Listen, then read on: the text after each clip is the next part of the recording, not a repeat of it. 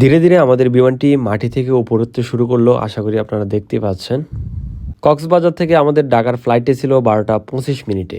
এই মুহূর্তে যে বিমানটি দেখতে পাচ্ছেন BBN Indonesia airlines US Bangla. Cox's Bazar to Dhaka আমরা এই US বাংলা বোয়িং করে যাব।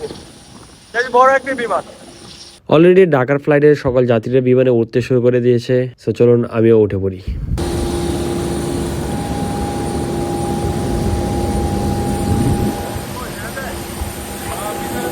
ফাইনালি আমাদের বিমানটি এখন রানওয়েতে আছে। আকাশে ওড়ার জন্য সকল ধরনের প্রস্তুতি নেওয়া শেষ, জাস্ট এখন শুধু আকাশে উড়াল দিবে। আপনারা দেখতেই থাকেন, অল্প কিছুক্ষণের মধ্যে আমাদের বিমানটি আকাশে উড়তে শুরু করবে।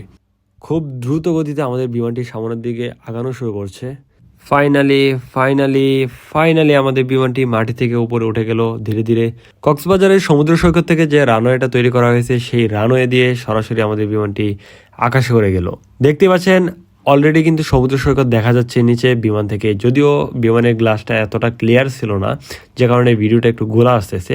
আশা করি আপনারা বুঝতে পারছেন। অলরেডি কিন্তু আমরা একদম আকাশে উড়ে গেছি।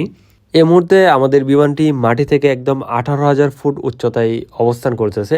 বর্তমানে আমাদের বিমানের গতি আছে পার আওয়ার 400 থেকে 450 কিলোমিটারের মধ্যে, কিন্তু বিমান থেকে বাইরে ফুটেজ দেখে একদমই বোঝা যায় না বিমান এত গতিতে চলতেছে। মনে হবে যেন আপনি স্থির জায়গায় বসে আছেন। নীল আকাশের ভিউ উপভোগ করতে করতে দীর্ঘ 45 মিনিট আকাশে উঠতে উঠতে অবশেষে ব্যস্ত নগরী ঢাকা শহর চলে আসলাম।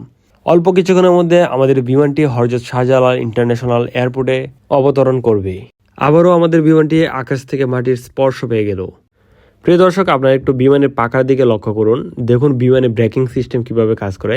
বিমানের পাখার উপরে একটা পার্ট দেখুন কিভাবে দাঁড়িয়ে গেছে।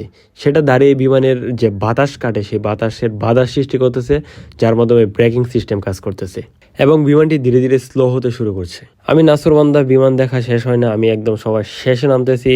ফাইনালি চলে আসলাম হযরত শাহজালাল ইন্টারন্যাশনাল এয়ারপোর্টে। Welcome to Dhaka. আবারও ধন্যবাদ জানাই আমার অফিসকে, যে অফিস মূলত আমাদের এই চমৎকার ট্যুরের ব্যবস্থা করে দিয়েছিল।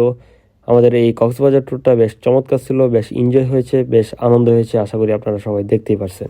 অলরেডি আমাদের বাস এসে দাঁড়িয়ে আছে, সরাসরি বাসে উঠে যাব, কারণ এই বাস মূলত আমাদের ডোমেস্টিক টার্মিনালে নিয়ে যাবে এখান থেকে। সো লেট করলে আর আমরা বাসে সিট পাবো না। এই ছিল আমার কক্সবাজার টু ঢাকা ছোট্ট একটি ব্লগ। আশা করি আপনাদের সম্পূর্ণটা দেখানোর চেষ্টা করছি, সবকিছু এক্সপ্লেন করার চেষ্টা করছি। সো ভিডিওটি কেমন লাগছে অবশ্যই কমেন্ট করে জানাবেন। আজকের মতো ভিডিও এখানে শেষ করছি। সবাই ভালো থাকবেন, সুস্থ থাকবেন। আল্লাহ হাফেজ।